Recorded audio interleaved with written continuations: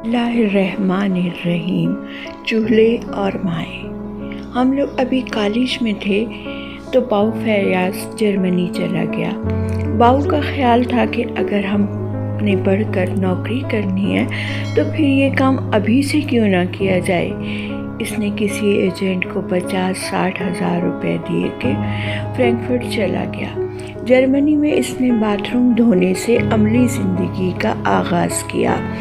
باؤ ہوشیار آدمی تھا، چنانچہ اس نے جلد ہی چند پاکستانیوں کا گروپ بنا لیا اور پوری عمارت کے ٹوائلٹس اور باتھ روم کا ٹھیکہ لینے لگا۔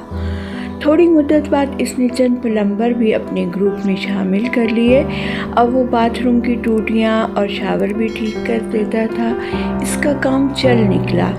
پلمبرز کے بعد لکڑی کے کاریگر آئے اور اس کے بعد راج مستری۔ باؤ فیاض آہستہ آہستہ اچھی خاصی تعمیراتی کمپنی کا مالک بن گیا۔ پیسہ آ گیا، گھر لے لیا، گاڑی خرید لی۔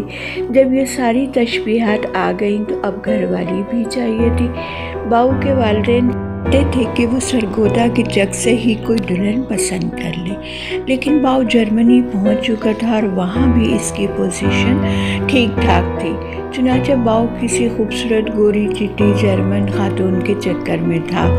کوششیں 2 برس تک جاری رہیں، یہاں تک کہ ایک روز باؤ کے والدین کو جرمنی سے خط موصول ہوا، میں نے شادی کر لی ہے، آپ میرے لیے دعا کریں۔ باؤ کی ماں نے رونا پیٹنا شروع کر دیا۔ میری باؤ کے ساتھ بڑی دوستی تھی، وہ مجھے مسلسل خط لکھتا رہتا تھا۔ وہ اپنی ازواجی زندگی سے خوش تھا۔ میں یونیورسٹی سے فارغ ہوا تو ایک روز مجھے باؤ کا خط موصول ہوا، یار میری بیوی گھر چھوڑ کر چلی گئی ہے، کیونکہ بچے میرے پاس ہیں، میں انہیں سنبھال نہیں سکتا، تم کسی طرح ماں جی کو جرمنی بھیج دو۔ میں اسی روز باؤ کے گاؤں چلا گیا۔ ماں جی جرمنی جانے کے لیے تیار نہیں تھیں، وہ زندگی میں کبھی سرگودا نہیں گئی تھیں، یہ تو جرمنی تھا، 7 سمندر دور۔ میں نے ماں جی کو کیسے منایا، انہیں دھوتی کرتے کی جگہ شلوار قمیض پہننے پر کیسے مجبور کیا، ان کا شناختی کارڈ اور پاسپورٹ کیسے بنوایا، اور آخر میں جہاز میں کیسے، یہ الگ داستان ہے، ایک الگ کہانی ہے۔ بہرحال قصہ مختصر، ماں جی جرمنی چلی گئی تھی۔ 2-3 مہینے آرام سے گزر گئے۔ میں روزگار کے چکر میں شہر پھرتا رہا۔ ایک روز میں واپس لاہور گیا تو باؤ کا خط میرا منتظر تھا۔ باؤ بہت خوش تھا۔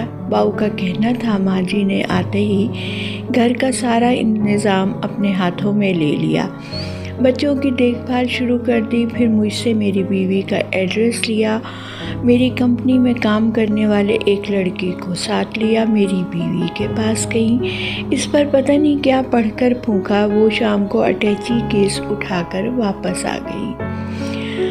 ہم سب ٹھیک ہیں، میں، میری بیوی اور میرے بچے سب ایک چھت تلے مزے سے زندگی گزار رہے ہیں۔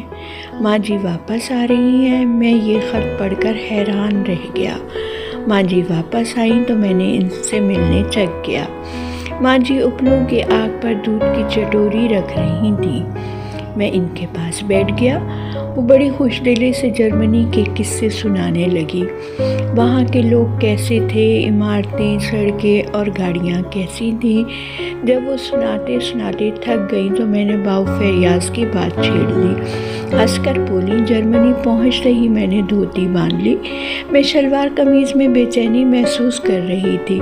میں فیاض کے باورچی خانے میں گئی، میں نے دیکھا وہاں چولہا بھی ہے، برتن بھی ہیں اور کھانے کی میز بھی، لیکن کھانا پکانے کے کوئی آثار نہیں۔ میں نے فیاض سے پوچھا تو اس نے کہا، اماں ہم جب سے اس گھر آئے ہیں ہم نے ایک بار بھی چولہا نہیں جلایا، ہم پیکٹ میں بند ناشتہ لے آتے تھے، بچے بھی کھا لیتے تھے، اور ہم دونوں بھی دوپہر کو دفتر سے کھانا کھاتے ہیں، شام کو سب باہر سے، لہٰذا کبھی چولہا جلانے کی نوبت نہیں آئی۔ ماں جی مسکرائی اور سرمئی ابلوں کو تنکے سے کریدنے لگی۔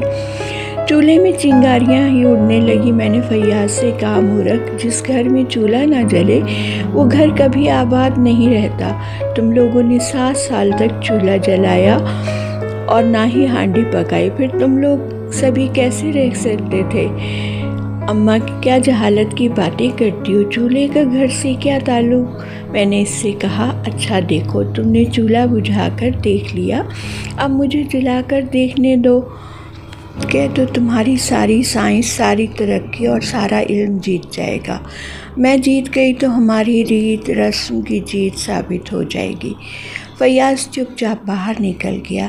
میں نے سودا منگوایا اور اس شام بسم اللہ کر کے گھر میں چولہا جلا دیا۔ بچے دروازے سے لگ کر حیرت سے دیکھتے رہے۔ میں نے ہانڈی پکائی، روٹیاں لگائیں، میں نے نیچے چادر بچھائی اور پھر بچوں کو بٹھا کر اپنے ہاتھ سے کھانا کھلانے لگی۔ شروع میں بچے لقمہ لینے سے پہلے منہ بناتے تھے، لیکن پھر مزے لے لے کر کھانے لگے۔ اس رات فیاض نے بھی کھانا گھر میں کھایا۔ چند دنوں بعد گھر کی حالت ہی بدل گئی۔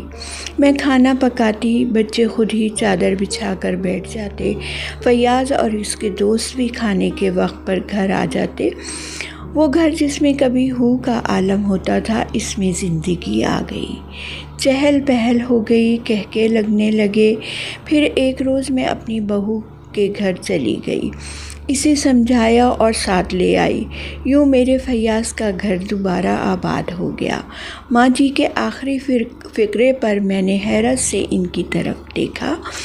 وہ مسکرائیں۔ تم سوچ رہے ہو وہ اماں جو پنجابی کے سوا کوئی لفظ نہیں جانتی، اس نے جرمن لڑکی کو کیسے سمجھا لیا؟ میں شرمندہ ہو گیا۔ ماں جی نے کہکا لگایا، بے وقوفوں، اماں کے پاس ایک ایسی زبان ہوتی ہے جسے صرف بیٹی ہی سمجھ سکتی ہے۔ بیٹی دنیا کے کسی کونے میں ہو، اس کا تعلق کسی رنگ، نسل اور زبان سے ہو، ماں جو ہی اس کے پاس پہنچتی ہے وہ بغیر سنے اس کی بات سمجھ جاتی ہے۔ میں نے اس کے گھر میں داخل ہو کر اس کے سر پر ہاتھ پھیرا، اس کے ماتھے پر بوسہ دیا اور وہ میرے گلے لگ کر رونے لگی۔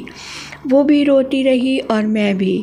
جب آنسو رکے تو میں نے اس سے پنجابی میں کہا، پتر، خاوند کا گھر ہی اپنا ہوتا ہے، میں تمہیں لینے آئی ہوں۔